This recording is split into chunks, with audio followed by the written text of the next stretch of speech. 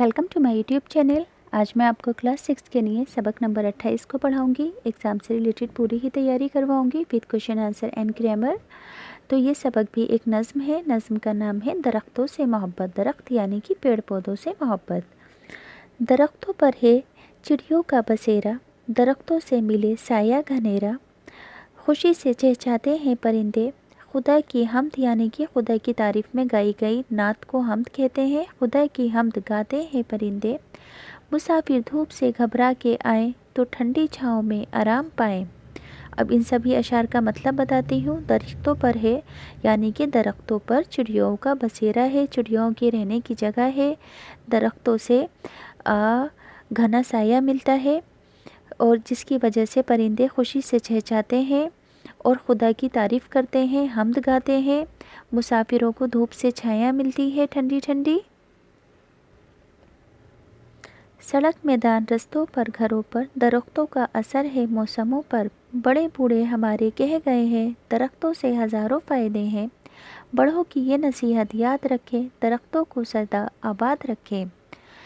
इसका मतलब समझाती हूँ कि दरख्तों से सड़क मैदान रास्तों घरों पर हर जगह मौसमों पर इसका असर है, क्योंकि दरख्तों से छाँव मिलती है, बारिश होती है, फल मिलते हैं, तो इसका दरख्तों का असर सभी जगहों पर है। बड़े बूढ़े क्या कह गए हैं कि दरख्तों से हज़ार फ़ायदे होते हैं, इसलिए हमेशा दरख्त लगाने चाहिए, इनकी देखभाल करनी चाहिए और दरख्तों को हमेशा आबाद रखना चाहिए।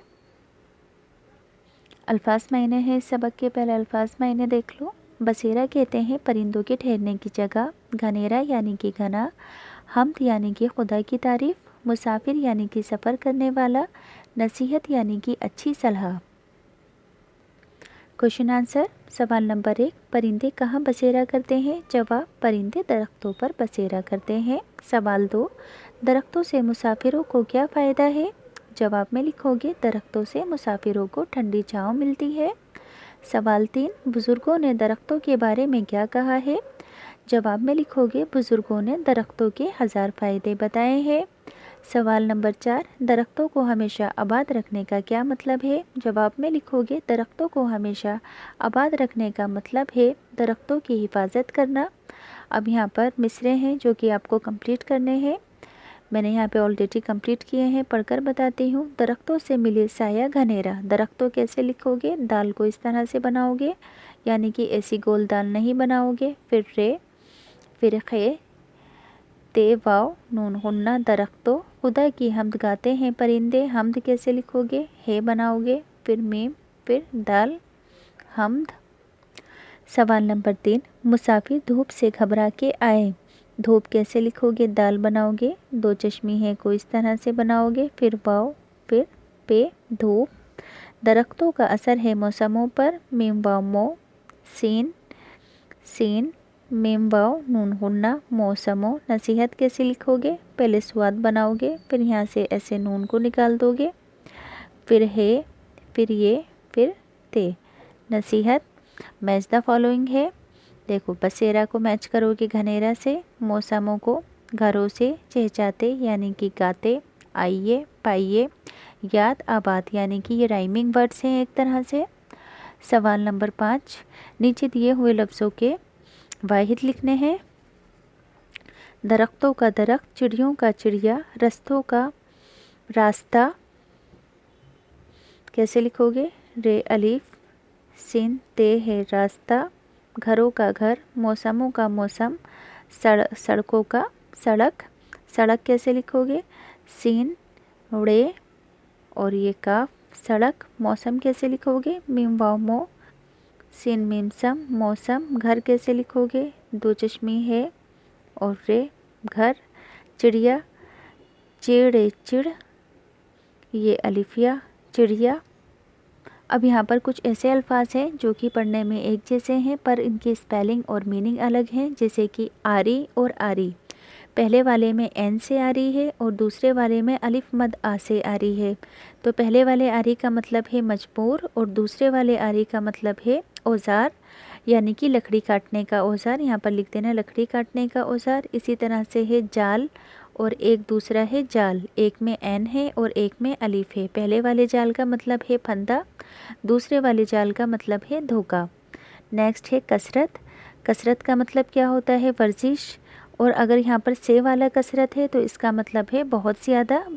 دیکھو ان کی اسپیلنگیں بھی الگ ہے مگر آوازیں ان کی ایک جیسی ہیں، یہ بھی کثرت پڑھا جائے گا، یہ بھی کثرت پڑھا جائے گا، مگر ان کے میننگ الگ ہے۔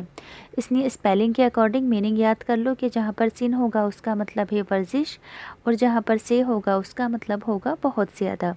اسی طرح سے دونوں ہی علم ہیں، ایک میں لام میم ہے اور ایک میں الف لام میم ہے اور ایک میں عین لام میم ہے۔ تو جہاں پر الف لام میم ہوگا علم اس کا مطلب ہوگا غم، اور جہاں پر عین لام میم علم ہوگا اس کا مطلب ہوگا جھنڈا۔ عام کا مطلب ہوتا ہے کامن یعنی کہ عام لوگ یعنی کہ رعایا، اور عام کا مطلب کیا ہوتا ہے؟ پھل۔ اب یہاں پر ہے خوش خط لکھنی ہے۔ بسیرا کیسے لکھو گے؟